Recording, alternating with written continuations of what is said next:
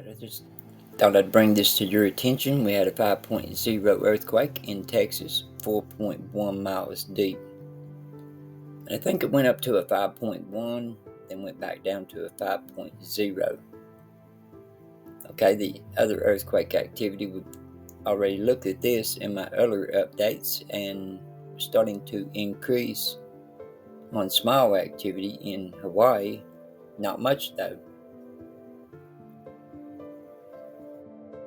You can see how they are going up toward Mauna Loa.